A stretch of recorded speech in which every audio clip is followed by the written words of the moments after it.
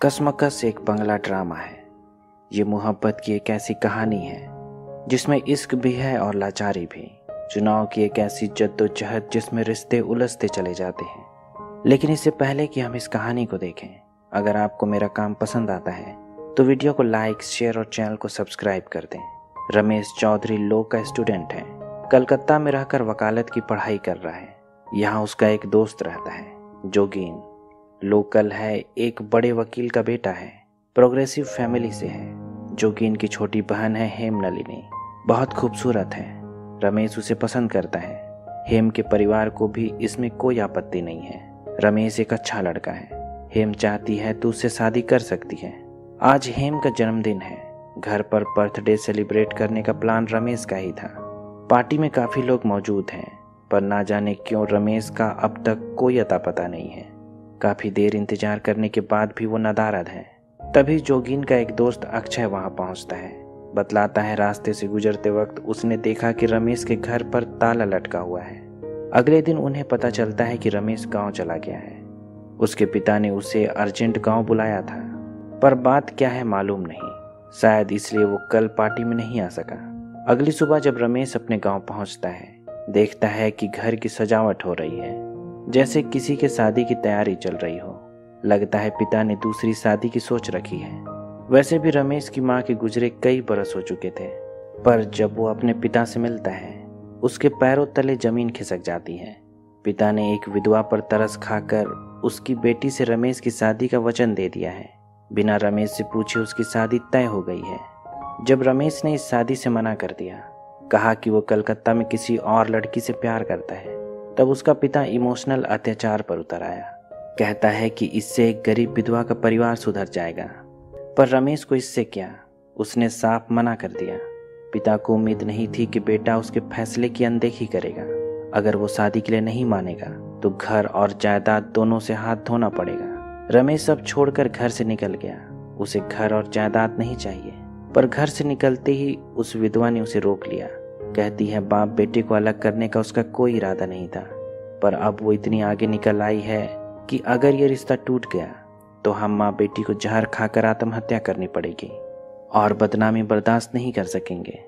आखिरकार रमेश को उनकी बातें माननी पड़ी, पर इन सब के बीच उसके मन में हेमनलिनी का ख्याल घूम रहा था। वो कैसे उसका सामना करेगा, हेम के दिल पर क्या गुजरेगी।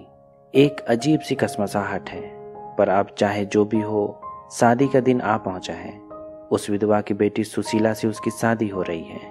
उसे फर्क भी नहीं पड़ता है कि उसकी पत्नी कैसी होगी। उसने उसका चेहरा तक नहीं देखा है। जब शादी के बाद बारात लौट रही थी, अचानक बारिश तेज हो गई। नदी में तूफान उठने लगा। लगता है तकदीर को भी यह मंजूर नहीं है।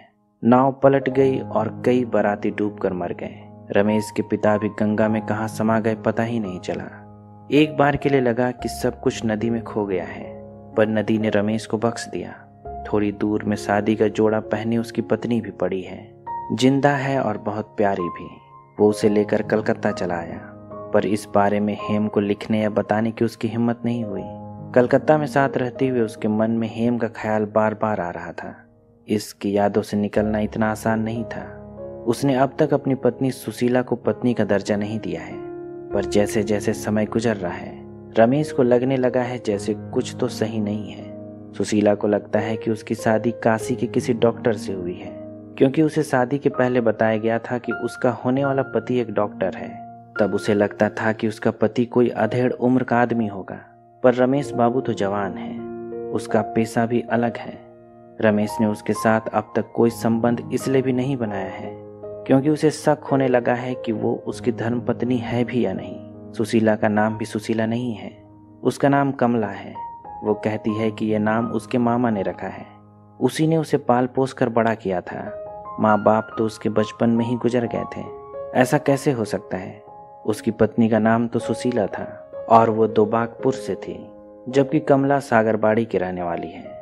जब कमला ने उसे अपने गांव के बारे में बतलाया तो रमेश समझ गया कि उस दिन तूफान में केवल उसकी बारात नहीं डूबी थी, वो किसी और की पत्नी को अपने साथ ले आया है। पर उसने कमला को इस बारे में कुछ नहीं बतलाया। वो तो बेचारी इतनी भोली है कि उसे ही अपना पति नलिनाक्ष चटर्जी मानती है। कई दिन गुजर गए पर रमेश ने कभी भी कमला के भोलेपन का फायदा नहीं उठाया। फिर एक दिन हिम्मत जुटाकर हेम से मिलने उसके घर चला गया। सोचा था कि हेम को सब सच बतला देगा, पर कैसे कहे उसे समझ में नहीं आ रहा है। उसका असमंजस उसके चेहरे पर उदासी समझ से परे है। वो बिना कुछ कहे वापस चला आया। अगर उसे वापस हेम को पाना है तो कमला को खुद से अलग करना होगा। उसने कमला का एडमिशन एक कॉन्वेंट में करा दिया। वो वहाँ पढ़ा लिखा करेगी। उसने नन से भी बात कर ली है। वे उसे विधवा आश्रम में रखने को तैयार हैं। जब कमला कॉन्वेंट में है, उसने हेम से शादी की बात की। जितनी जल्दी हो सके उससे शादी करना चाहता है। पर एक दिन जोगिन का दोस्त अक्षय एक खबर लेकर उसके घर आया।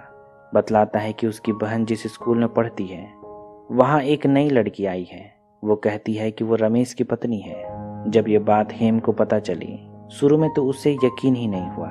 कहती है कि जब तक वो खुद नहीं कहेंगे मैं नहीं मानूंगी। पर यही सच है, कमला उसकी पत्नी है। जोगिन और अक्षय कमला को लेकर रमेश के घर पहुंच गए। पूछते हैं कि क्या यही तुम्हारा पति है। अब रमेश कुछ भी नहीं छुपा सकता है, सब कुछ जग जाहिर है।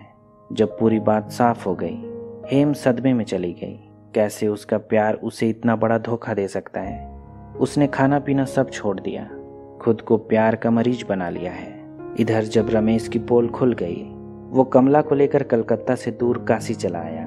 सोचा था कि इसी हकीकत के तले अपनी पूरी जिंदगी काट लेगा। जैसे जैसे समय गुजर रहा था, दूसरी तरफ हेम भी खुद को संभालने लगी थी। उसके भाई जोगीन ने अपने दोस्त अक्षय से उसकी शादी की बात की है, पर हेम ने इसका कोई जवाब नहीं दिया। कब तक अतीत में जिएगी कहा नहीं जा सकता है। उसका मन अब भी भारी ही था। उसके पिता को लगा कि कलकत्ता से बाहर घूम आएगी तो मन हल्का हो जाएगा।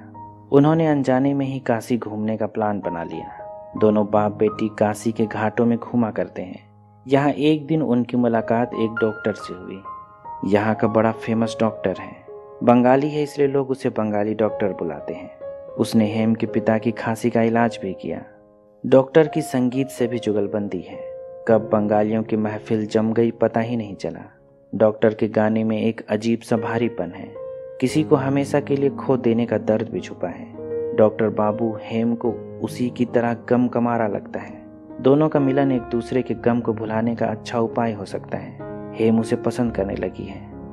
कॉन्वेंट में रहते हुए कमला ने थोड़ा पढ़ना लिखना सीख लिया है। एक दिन उसकी तबीयत बड़ी खराब थी। शाम को जब तक रमेश वापस ना लौट आए, उसने कमला का ख्याल रखने की जिम्मेदारी पड़ोस की एक महिला को दे रखी है। जब वो कागज में कमला के लिए दोपहर का खाना लाती है, कमला की नज़र अचानक बंगाली में लिखे एक लेख पर जाती है। लिखा है कि नलिनाथ चटर्जी की धर्मपत्नी कमला देवी मेरी हिफाजत में सुरक्षित है। रमेश ने इसमें कमला को आकर ले जाने की दरख्वास्त की है। अपना पता भी लिखवा रखा है। जब कमला ने ये लेख पढ़ा तो उसके दिमाग में सारी बात शीशे की तरह साफ हो गई। वो समझ गई कि उस दिन नदी के किनारे जिस आदमी ने उसे उठाया था वो उसका पति नहीं था। रमेश गलती से अपनी पत्नी समझकर उसे अपने साथ ले आया था, पर जब उसे पता चला कि वो उसकी पत्नी नहीं है, उसने उसे बिना बताए उसके असली पति के पास लौटाने की कोशिश की। यही वजह थी कि उसने कभी कमला के साथ कोई संबंध नहीं रखा। तब कमला को लगता था कि शायद रमेश बाबू उसे पसंद नहीं करते हैं, इसलिए उसे छूते भी नहीं हैं। कमला को हमेशा सबने अभागन कहा था, जिसके पल्लू बंधे उसका नाश कर दें। उसके पैदा होते ही उसके माँ बाप मर गए। फिर जब शादी हुई उसी दिन नदी में तूफान आ गया। पति डूब कर मर गया। वो अपनी जिंदगी से बड़ी निराश थी। खुद को इन सब के लिए जिम्मेदार समझती है। रमेश की जिंदगी में भी जो दुख था वो सोचती है कि उसी की वजह से है। अगर रमेश से रिश्ते में बंध गई तो शायद वो भी दूसरों की तरह मर जाएगा। उसने अब खुद को ही मार लेना बेहतर समझा। कमला चाहती है कि वो गंगा में डूब कर मरे। उसी दिन उसका अंत लिखा था। अपने पति के साथ उसे भी मर जाना चाहिए था। उसने गंगा में डूबकर आत्महत्या करने की कोशिश की। इधर रमेश उसे रात भर घाटों के किनारे लालटेन लिए ढूंढता रहा, पर कमला का कुछ अता पता नहीं चला। पर कमला डूबी नहीं थी। कुछ साधुओं ने उसकी जान बचा ली थी। वो अब भी बेहोश है। बुखार सर पर चढ़ा है। साधुओं को ये भी पता नहीं है कि ये कौन है, कहाँ से आई है। पर जब कमला को होश आया, उसने घाट को ही अपना घर बना लिया। वापस रमेश के पास नहीं गई। जब कमला का कुछ अता पता नहीं चला, पड़ोसी ने रमेश को सलाह दी कि उसे कमला का अंतिम संस्कार करा के उसका श्राद्ध भी करा देना चाहिए। इधर गंगा के घाटों में रहते हुए कमला को पता चला कि यहाँ एक बंगाली डॉक्टर है, नाम नलिनाक चटर्जी है। वो समझ गई कि वो वही है जिससे उसकी शादी हुई थी। वे भी तब डूबे नहीं थे, पर अब पूरे 1 साल बाद वो उससे कैसे कहे कि वो उसकी पत्नी है। इतने साल कहाँ रही, क्या किया। इसलिए तय किया कि बिना कुछ बताए एक नौकरानी की तरह नलिनाक्ष के घर में काम करेगी। उसने नलिनाक्ष की माँ से बड़ी जिद की कि वो उसे नौकरानी का काम दे दे। अब वो नलिनाक्ष के घर में एक नौकरानी है, छुप छुप कर अपने पति को देखा करती है, उनकी बातें सुना करती है। एक दिन जब वो सुनती है कि नलिनाक्ष को अपनी पत्नी को डूबने से ना बचाने का बड़ा मलाल है, तो उसके आंखों से आंसू फूट पड़े। उसे जैसे प्यार की तसल्ली मिल गई हो। पर उसने नलिनाक्ष को अपने बारे में नहीं बताया कि वो डूबी नहीं थी, अब भी जिंदा है और उसके करीब है। नलिनाक्ष की दूसरी शादी तय हो चुकी है। कमला उसकी खुशियों में बाधा नहीं बनना चाहती है।